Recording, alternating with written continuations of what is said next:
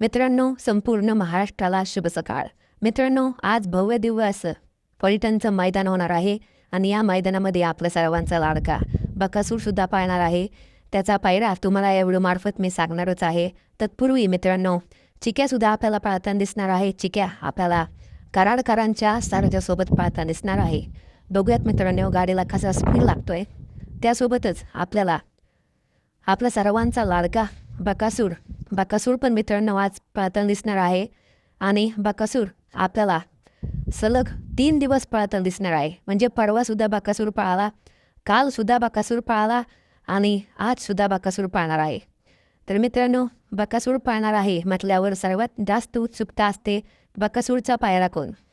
तर मित्रांनो, बकासूरचा पायरा नवीनच चेहरा आहे. मित्रांनो, मी सांगितल्याप्रमाणे आपल्याला एका नवीन चेहऱ्यामध्ये आज बकासूर पाळताना दिसणार आहे.